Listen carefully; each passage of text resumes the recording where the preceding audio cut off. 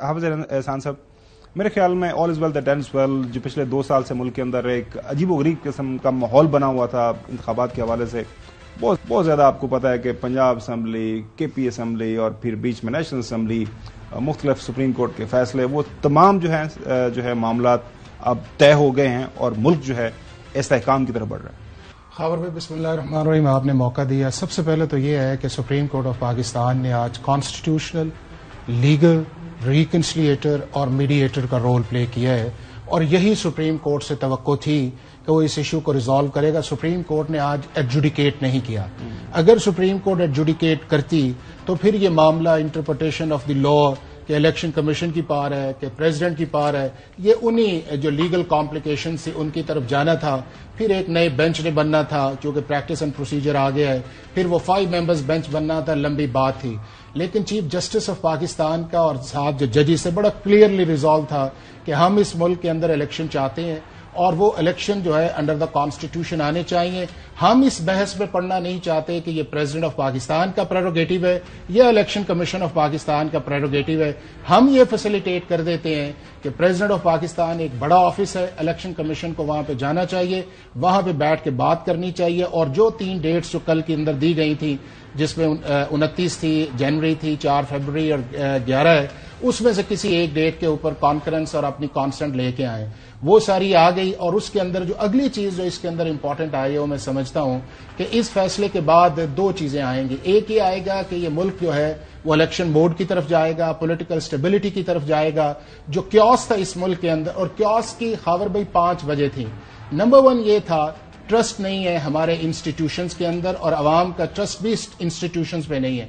Number 2 leak of communication ہے، وہ جو بڑے آفیسز ہیں جنہوں نے اس معاملے کو طے کرنا تھا، ان کے اندر لیک آف کمیونیکیشن۔ تیسرا misinterpretation of the constitution and law ہے، نوئنگ دا فیکٹ۔ آپ کی ساری پی ڈی ایم پارٹیز یہ جانتی تھیں کہ اس ملک کے اندر جو ہے جب 51(5) کا پروسیس شروع کر دیا جائے تو 224 کے نیچے جو 90 دن ہے وہ اس وقت ختم ہوں گے جب وہ نوٹیفائی کیا جائے، اور آج سپریم کورٹ نے اس کو انڈورس کیا ہے کہ آپ کے وہ جو ٹائم ہے ڈیلیمیٹیشنز کا 55(1) کا، جب وہ پیپلز پارٹی نے اس کے اوپر جو ہے وہ تھوڑی سی وہ کیا، اور پھر کل چیف جسٹس صاحب نے یہ کہا پیپلز پارٹی کے لوئر سے کہ اگر آپ کو یہ پرابلم تھا تو آپ سی سی آئی کی ڈائسنٹ کرتے، تو وہ ایک آیا۔ اگلی جو چیز آئی ہے وہ یہ ہے کہ ہماری ویمز اور اپریہنشنز ہیں، جس کو ہم اس طرح پوز کرتے ہیں کہ جس سے سوسائٹی کے اندر کنفیوژن آتی ہے، جس کی طرف آج چیف جسٹس نے اشارہ کیا۔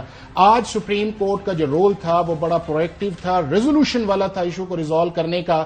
اگر سپریم کورٹ واپس اسی نہج پہ چلے جاتی کہ ہم نے فیصلے طے کرنے ہیں، لائرز آئیں گے، بحث کریں گے، گورنمنٹس کے جواب آئیں گے، تو شاید ہمارے ملک کے اندر یہ 15-20 دن اور انسرٹینٹی کی طرف جاتے۔ بہت اچھا ہو گیا۔ Credit goes to the Chief Justice of Pakistan and the credit goes to all the political parties and all the lawyers who are there کہ جنہوں نے اس چیز کو کانسنٹ کیا۔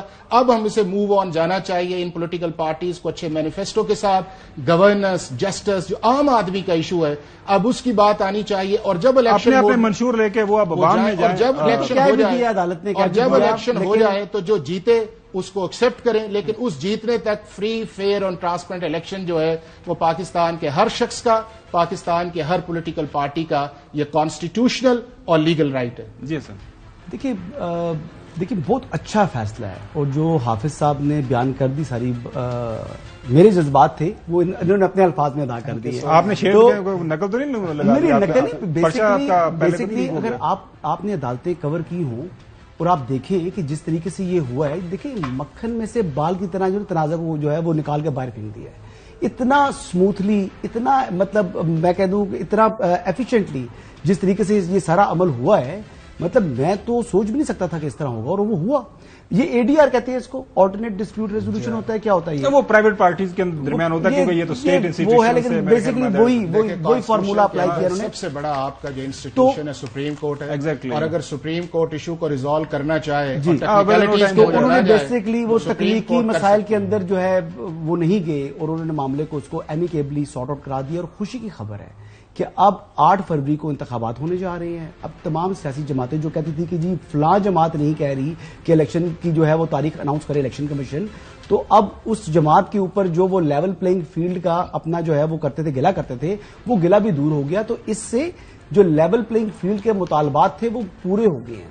تو ابھی یعنی انتخابات صاف، شفاف اور غیر جانبدار کرانے کے حوالے سے اب سپریم کورٹ کی ایک قسم کی جو ہے نا وہ نگاہ بھی ہے اس کے اوپر، سارے جو پروسیس ہے.